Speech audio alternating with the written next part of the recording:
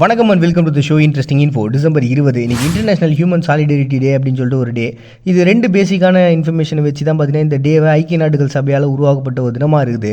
2002 ஐக்கிய நாடுகள் சபையெல்லாம் ஒன்றா உட்காந்து பேசிகிட்டு இருக்கும்போது ஒற்றுமை அப்படின்ற கான்செப்டை பற்றி பேசியிருந்தாங்க. ஏன்னா இப்போ சில நாடுகளுக்கு நடுவில் ஒப்பந்தங்கள்லாம் போடுறாங்கன்னு வச்சிங்களேன், அந்த ஒப்பந்தங்கள் முழுமை அடையாமே அப்படியே நின்றுருது. இது காரணம் என்னென்னா அவங்களுக்குள்ளே இருக்கக்கூடிய அந்த பிரிவினைகளும் முரண்பாடுகள் தான். இது வெறும் நாடுகளுக்கு மத்தியில் தான் இருக்கா அப்படின்னா நிச்சயமாக கிடையாது. அதுக்கு ஏற்பட காரணமாக இருக்கிறதுக்கு முக்கியமாக ரீசன் மக்கள் மத்தியில் இருக்கக்கூடிய பிரிவினைகள் தான்.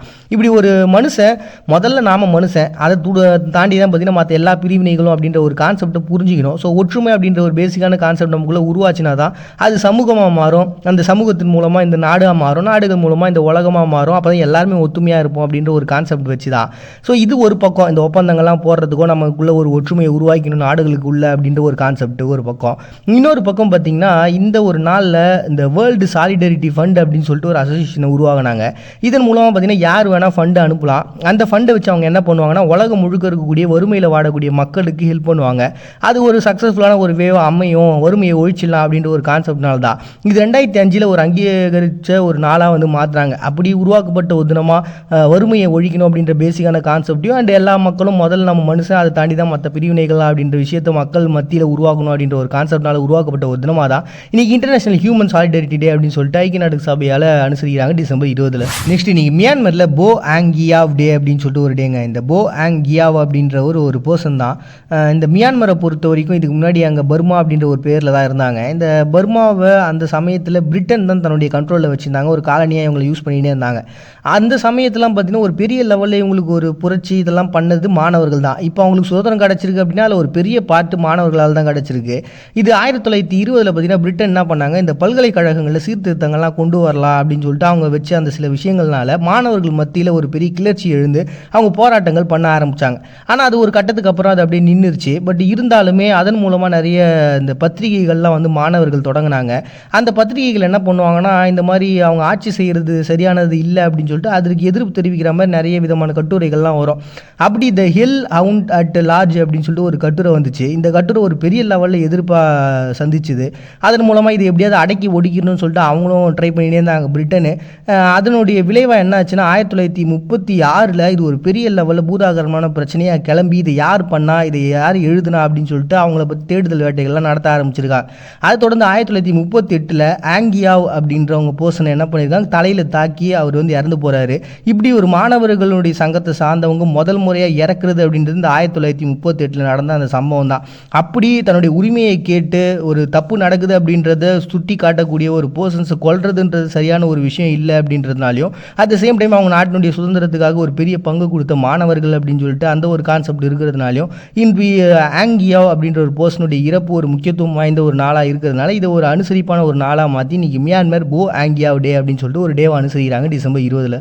நெக்ஸ்ட் இன்னைக்கு துக்க நாளாக பனாமா அனுசரிக்கிறாங்க. இது வந்து மேனுவல் நோரி அப்படின்ற ஒருத்தர் பதவியில் இருந்ததுக்கப்புறம் அவரோட பதவியை தூக்கிட்டு கில்லர் மோ எண்டா அப்படின்ற ஒரு பர்சன் பதவிக்கு வரணும்னு சொல்லிட்டு எல்லாருமே விருப்பப்பட்டாங்க. ஏன்னா அது ஒரு பெரிய சர்வாதிகார ஆட்சியாக இருந்துச்சு. அதுக்கு வந்து அமெரிக்கா ஒரு பெரிய லெவலில் சப்போர்ட்டை பண்ணி ஆப்ரேஷன் ஜஸ்ட் கேஸ் அப்படின்னு சொல்லிட்டு ஒரு ஆப்ரேஷன் நடத்துனாங்க. ஆனால் அந்த ஆப்ரேஷன் மூலமாக என்னாச்சுன்னா நிறைய பொதுமக்களும் இறந்து போனாங்க. அந்த இறப்பினுடைய எண்ணிக்கை அப்படின்றது ஒவ்வொருத்தரும் ஒருன்னு சொல்லுவாங்க. இப்போ பனாமாவை கேட்டால் அவங்க வந்து ஒரு 600 பேர் இறந்து போனாங்க அப்படின்னு சொல்லிட்டு இந்த கில்லர் மோ எண்டா அப்படின்றவங்களுடைய ஆட்சியில் சொன்னாங்க. அதே மாதிரி பார்த்தீங்கன்னா அமெரிக்காவுடைய தரப்பில் அது வெறும் 300 தான் அப்படின்னு சொல்லி சொன்னாங்க. ஐக்கிய நாடுகள் சபை வந்து அதில் வேறுபட்ட கருத்து வச்சாங்க.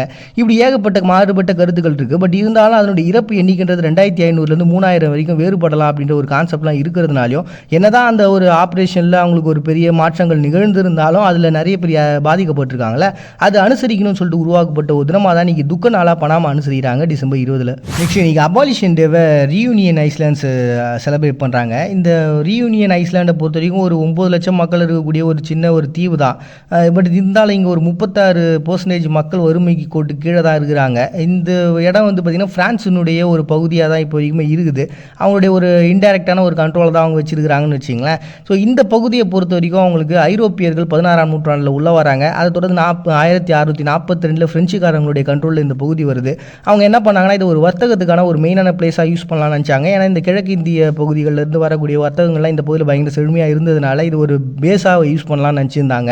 ஸோ இங்கே வந்து ஒரு தோட்டத்திலலாம் வேலை செய்கிறதுக்கு மக்கள் தேவை அப்படின்னு நினச்சி இந்த ஃப்ரான்ஸ், ஆஃப்ரிக்கா, அப்புறம் சீனா, இந்தியான்னு சொல்லிட்டு பல பகுதிகளிலிருந்து வந்து மக்களை அப்படியே அடிமைகளாக கொண்டு வராங்க. இப்படி அடிமைகளாக கொண்டு வந்து கிட்டத்தட்ட அங்கே முழுக்க எல்லாருமே வெறும் அடிமை மக்கள் மட்டுமே வாழக்கூடிய ஒரு தீவுன்ற அளவுக்கு அந்த பகுதி மாறிச்சு 1690களில்.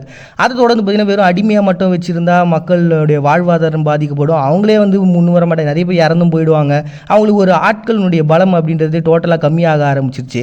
ஸோ நம்மளுடைய இந்த அடிமைத்தனம் தான் இது எல்லாத்துக்கும் காரணம். நம்ம வெறும் அடிமையாக மட்டும் அவங்க வச்சுட்டே இருந்தோம்னா அவங்களுடைய உயிர்ன்றது ஒரு கேள்விக்குறியாக இருக்குதுல்ல. அப்போ ஒரு ஆள் பலம் இல்லாமல் நம்மளால் எதையுமே சாதிக்க முடியாது. அப்போ அவங்களுக்கான உரிமைகள் நம்ம கொடுத்து தான் ஆகணும் அப்படின்னு சொல்லிட்டு 1848 அந்த தீவில் அடிமைத்தனன்றது ஒழிக்கப்பட்டது. அதை தொடர்ந்து ஒப்பந்தங்கள் மூலமாக பல பகுதிகளிலிருந்து ஆட்களையும் கொண்டு வந்தாங்க. அப்படி முறையாக அந்த அடிமைத்தனம்ன்றது ஒழிக்கப்பட்ட அந்த ஒரு நாளை தான் இன்றைக்கி அந்த ரியூனியன் ஐஸ்லாண்ட்ஸில் பல பகுதிகளில் ஒரு பெரிய லெவலில் செலிப்ரேஷனோட இன்றைக்கி அபாலிஷன் டேவை செலிப்ரேட் பண்ணுறாங்க டிசம்பர் 20. மனித பிறவியினுடைய சுவை அரவணைப்பு, அது பணம், புகழ், ஆளுமை, ஆன்மீகம்ன்ற மாயையிலையும் கிடைக்கும், காதலுங்கிற அதிசயத்திலையும் கிடைக்கும், தனிமைங்கிற உண்மையிலையும் கிடைக்கும். மறுபடியும் நாளைக்கு வந்து சந்திராது உங்கள்கிட்ட நாங்கள் பண்ணிட்டு நீங்கள் பார்த்துட்டு இருக்கீங்க. இந்த நிகழ்ச்சி இன்ட்ரெஸ்டிங் இன்ஃபோ.